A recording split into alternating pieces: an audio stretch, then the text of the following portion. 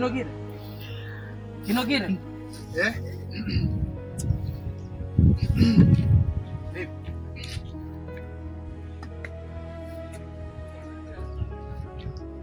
Mbona uso wako umejaa mawingu kubwa hivi?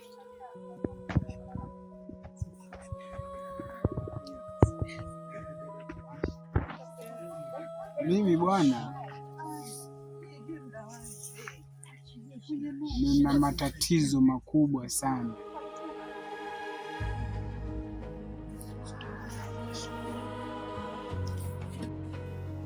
Ni kivuli cha maisha.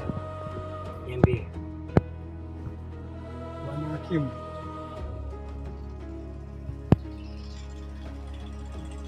nimekuwa nikijituma sana na kila biashara yangu inapokuwa,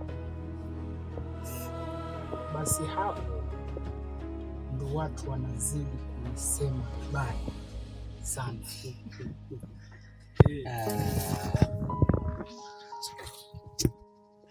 Wanasema nini? Kiukweli wanasema ninajifanya mkubwa, alafu hawatosheki na hapo. Wanasema pesa nilizo nazo sijazipata kwa njia ya haki, na hata marafiki zangu wale niliowaona wa karibu sana sasa hivi wananikwepa kama ukome. Kinogire. Nimekuta mara ngapi? Mara 3.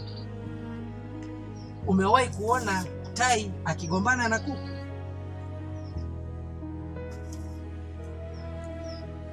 Hapana.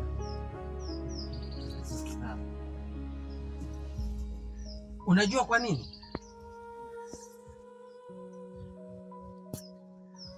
Kwa nini? Vizuri sana. Swali nzuri. Babu, tai anajua anapokwenda. Kuku anajua aliposimama. Akili kichwani. Hakimu, niulize hivi, kwa nini watu hukuwa na wivu sana?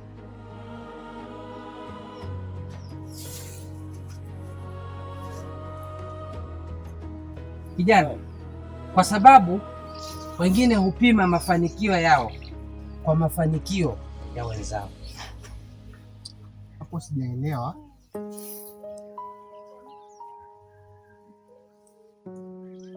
Sawa sawa kabisa. Kwa sababu mtu mwenye njaa akimwona mwenzake anakula, anaweza akaomba chakula au akachagua chuki, kwa sababu wengi huchagua chuki.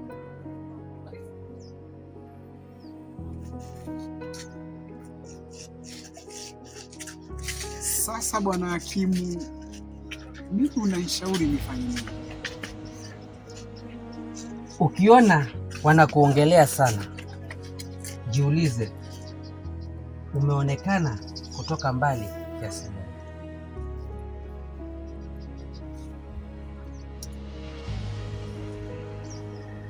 Lakini maneno yao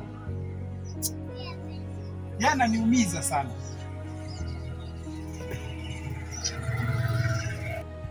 Naumia sana. Sikiliza fumbo hili. Naam. Siku zote mti wenye matunda ndiyo hupigwa mawe. Hakuna anayetoka na kwenda kupiga mawe mti mkavu. Kweli kabisa. Kinogire, ukiona unapigwa mawe ya maneno, tambua kuna mazuri yameonekana ndani yako.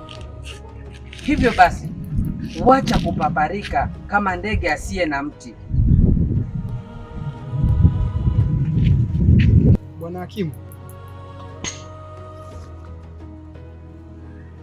kwa hiyo unaniambia nisiweze kubadilika ili wanipende?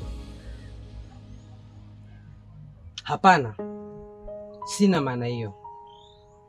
Kuku hawamchimbi tai kwa sababu ameruka vibaya.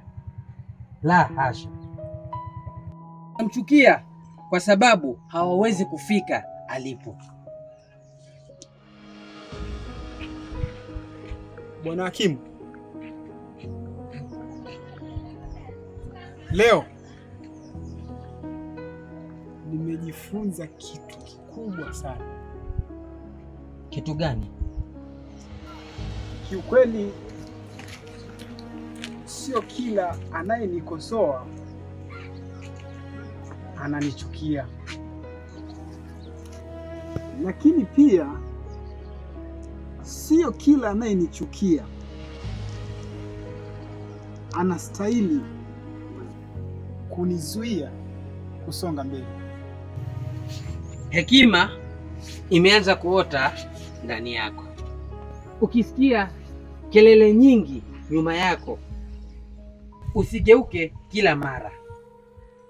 Wakati mwingine kelele hizo ni ishara kwamba unaongoza njia.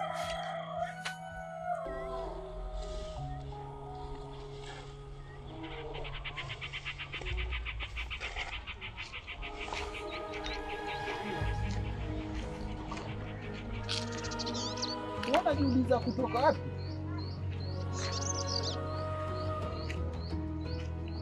Mimi yani sielewi kitu,